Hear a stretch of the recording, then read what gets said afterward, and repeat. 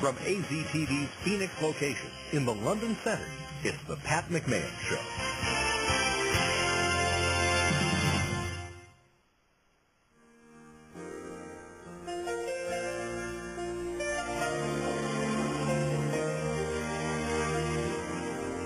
Have I told you lately that I love you?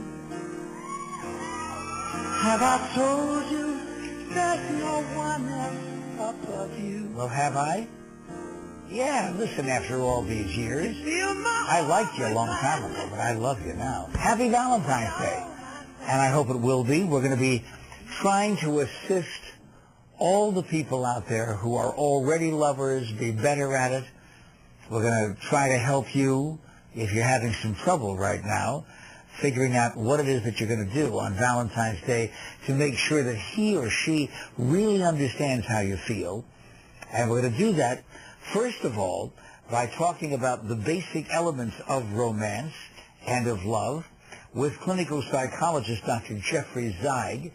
He's revisiting us because anytime we want to hear about the bottom line of human emotions and why we feel the way we feel about somebody else, we call Dr. Zeig in. Hi, Dr. Zeig. Dr. Jeffrey Zeig, we are so happy to have you here on Valentine's Day because no matter whether we give away flowers, as we're about to find out how to do that correctly, chocolate, all of those things, as a clinical psychologist, you're going to just simply have to tell me, should we go on with the program? What is the status of love and romance and marriage here in 2006? Some people say it's going down the tubes. Well, it's increasingly difficult for people to maintain marriage and to do the things that make marriage work, although in the research it becomes clearer that there are some simple things to be able to do that will make marriage work. And people aren't doing those simple things, is that right? Well, some of the things that people do that get in the way of enhancing their relationship are rather serious, and they continue to happen. Why do they happen more now than when our parents were raising us? Oh, I think the complexities of modern society are just so great that the stresses are so great and the opportunities are so great. And so it just makes it more difficult. Also, the mentality of commitment. Marriage is not something that is just something that's relatively new in human society. Oh, really? Explain that. In terms of being free to marry for love. Mm-hmm. Marriage exists, but marriage was more of an economic union. The more recent idea that marriage is something that you do for the pleasure of being together, that's not so new in human society. So when mom and dad, or perhaps more historically accurately, grandma and grandpa, when they got together, it was kind of arranged by two families based on the fact that it would be better for everyone if these two people got together? Yeah, my grandparents were met on their wedding day. It was an arranged marriage. Where? And this was in Poland. Uh-huh. And they had never met before, and it turned out to be a rather terrible marriage.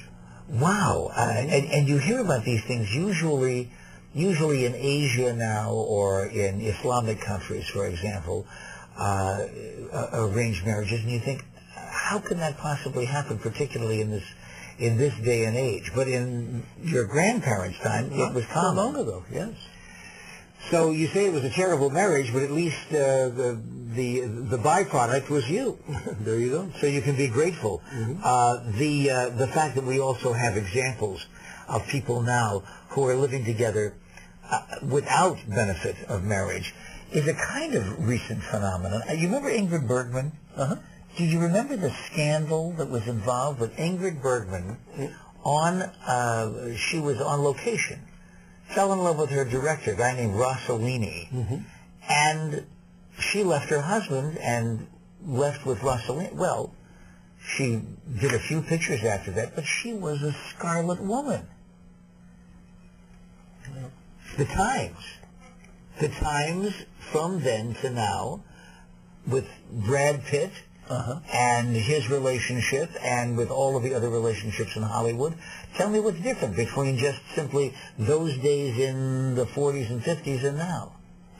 I think that the societal norms, the societal mores have just changed, and that people are more accepting nowadays of the way in which people can just join together and separate. And in the past, the pressure to be married was just so much greater. And religiously and morally and ethically and socially, there was just much greater pressure for marriages to stay together. And now people who have 2 or 3 or 4 marriages, that's more common in contemporary society, at least in the United States. It doesn't turn out to be necessarily the same in the rest of the world. All right, but is that a problem? It seems to me that these people are also living a freer life, and they have less stress and less obligation to stay with one another.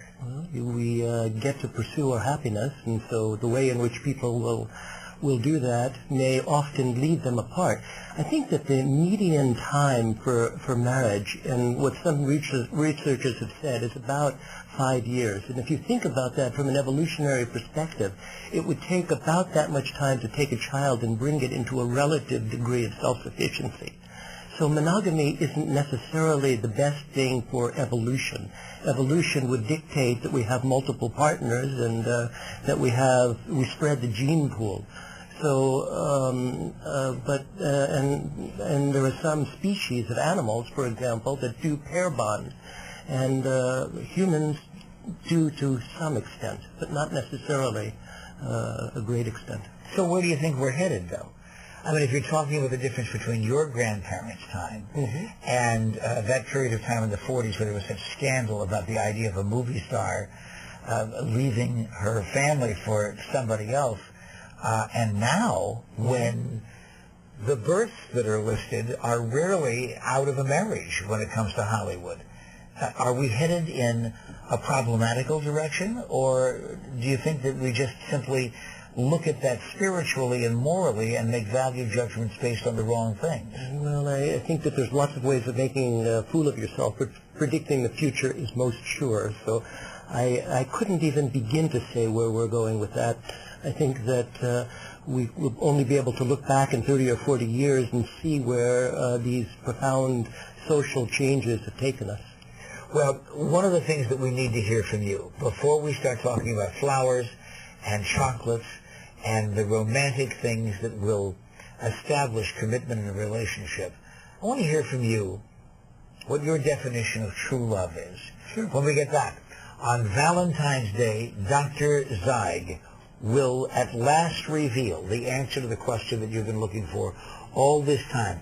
Bing Crosby sang about it to Grace Kelly, but neither one of them necessarily had the best of all marriages in their lives. So we'll find out what Dr. Zeig has to say about your relationship and mine when we get back.